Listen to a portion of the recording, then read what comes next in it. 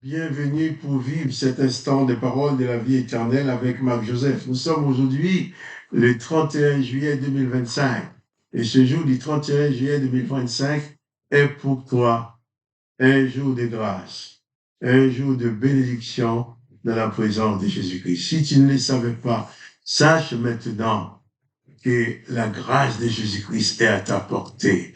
La grâce et la bénédiction, le pardon, la libération des puissances démoniaques, tout cela est à ta portée si tu ouvres ton cœur à Jésus-Christ maintenant. Jésus-Christ dit qu'il est avec toi tous les jours jusqu'à la fin du monde. Peut-être tu ne le réalisais pas avant, mais je t'invite maintenant à réaliser à chaque instant de ta vie que Jésus-Christ est présent en toi. Et sa présence en toi, c'est la présence de la grâce, c'est la présence de la paix, c'est la présence de la possibilité d'accéder à la vie éternelle. Pas de panique. Confie-toi en Jésus-Christ. Je ne connais pas la situation de ta vie, mais je connais une chose, c'est que le Seigneur Jésus t'aime, Dieu le Père t'aime, et c'est pour ça que Jésus-Christ est venu sur la terre, et il veut que tu sois sauvé de toute forme de malédiction.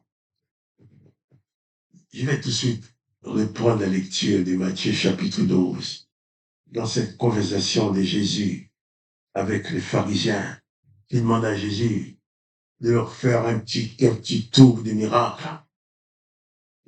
Ils n'étaient pas là pour recevoir la vie éternelle, mais ils voulaient seulement avoir le privilège de voir une petite scène de théâtre, une petite scène de miracle, que Jésus fasse un petit miracle devant eux.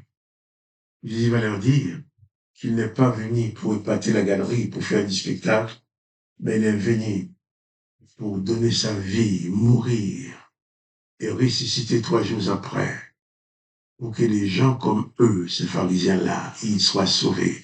Là, Jésus, en mourant sur la croix, dit, Père, pardonne-leur, car ils ne savent ce qu'ils font. Il est important de retenir cela. Jésus n'est pas venu pour dire, toi, tu agis dans l'inconscience, je te condamne. Jésus-Christ n'est pas un condamnateur, il n'est pas un juge, il est uniquement le sauveur. C'est pour cela, en mourant sur la croix, il a proclamé le pardon et la grâce pour tous ceux qui l'ont maltraité, qui l'ont fouetté, qui l'ont craché dessus, qui sont moqués de lui, qui l'ont cloué sur la croix. Père, pardonne-leur. Ainsi, Jésus va parler des hommes de Ninive, aux pharisiens. Il va dire dans Matthieu 12, verset 41, les hommes de Ninive se lèveront au jour du jugement avec cette génération et la condamneront, parce qu'ils se repentirent de la prédication de Jonas. Et voici, il y a ici plus grand que Jonas. Oui. Jonas est venu seulement annoncer que les malheurs allaient tomber sur la ville. Oui, mais Jonas n'avait pas le pouvoir de sauver la ville. Mais il y a ici plus grand que Jonas. Cette parole de Jésus-Christ que tu entends est plus grande que les paroles de Jonas. Jésus-Christ a la capacité de transformer les situations, de te conduire à la vie éternelle. Jonas n'avait pas la capacité de pardonner les péchés aux autres, mais Jésus-Christ a la capacité de pardonner tes péchés. En sachant aussi que l'effet d'entendre cette parole engage aussi ta responsabilité. Parce que, autant que tu es dans l'ignorance, tu ne sais pas ce qui se passe. Tu es dans l'inconscience. Mais quand tu entends l'évangile de Jésus-Christ, les paroles de Jésus-Christ, le but de cette parole, c'est de réveiller ta conscience. Bien sûr, tu peux repousser ou accepter, mais tu l'auras entendu. Et c'est ce que Jésus est en train de dire à ces pharisiens. Que les gens de Ninive, ils n'ont pas pu entendre les paroles de Jésus, mais ils ont écouté les paroles de Jonas. Et Jésus va parler aussi de la reine du Midi, c'est écrit dans le livre des 2 Chroniques, chapitre 9, verset 1 à 12. Jésus-Christ dit, la reine du Midi s'élèvera au jour du jugement avec cette génération et la condamnera, parce qu'elle vint des extrémités de la terre pour entendre la sagesse de Salomon. Jésus prend des exemples des personnes qui ont entendu, qui ont compris, qui ont cherché à comprendre. Et Jésus dit aussi, voici, il y a ici plus grand que Salomon. La reine du Midi, est venu de très loin pour écouter les paroles de Salomon. Et toi, tu as les paroles de Jésus devant toi maintenant. Et Jésus dit, il y a ici plus grand que Salomon. Il est important pour toi, pour moi, il est important pour chacun de nous de prendre conscience du privilège que nous avons maintenant de vivre dans cette période où nous pouvons entendre la parole de Jésus-Christ, cette parole de délivrance, cette parole de la grâce. Les textes nous disent aussi que pendant les 3 jours où Jésus était au tombeau, Jésus a été au séjour des morts pour se révéler à tous ces gens qui n'ont pas pu le connaître, qui n'ont pas eu le privilège d'entendre sa parole. À Jonas, à Moïse, à Élie, à Ézéchiel, à Isaïe, à tout ce monde-là, qui ont servi l'Éternel des armées, mais sans aucune connaissance du Père, sans aucune connaissance de Jésus-Christ. Et ces gens-là font partie de ceux pour qui Jésus a dit, Père, pardonne-leur car ils ne savent ce qu'ils font. C'est pour ça que Jésus va dire quelquefois, on verra Israël, on verra Israël, Jacob et tous les autres, avec Moïse et Élie à table avec Jésus-Christ, dans le royaume du Père. Pourquoi? Parce que eux, ils n'avaient aucun moyen pour être sauvés, aucun moyen de salut. Jésus-Christ est venu, il a été vers eux.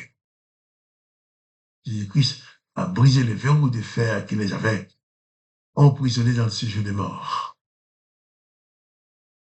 Il leur a permis d'accéder aussi dans cette dimension de salut. C'est pour ça que Jésus va dire, bien, ces gens-là, ils s'élèveront. Mais ceux qui sont là aujourd'hui, qui entendent les paroles de Jésus, qui les refusent, Jésus ne va pas retourner dans le séjour des morts pour les sauver. Puisque vous avez la possibilité, tu as la possibilité d'entendre l'évangile de ton vivant.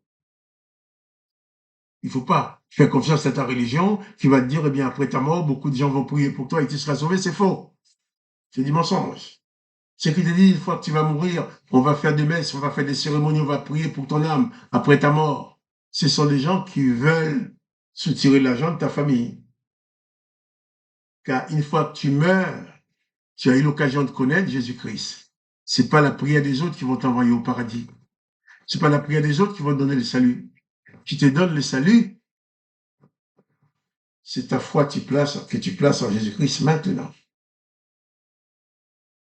Ceux qui sont morts sans avoir aucune occasion de connaître Jésus-Christ, Jésus-Christ a été vers eux dans le séjour des morts pour leur annoncer la bonne nouvelle. Parce qu'il n'y avait personne sur la terre pour leur annoncer cette bonne nouvelle. Mais toi, qui vis maintenant, il y a des personnes qui t'annoncent cette bonne nouvelle. Tu as l'occasion d'entendre l'évangile, tu as l'occasion de lire la Bible.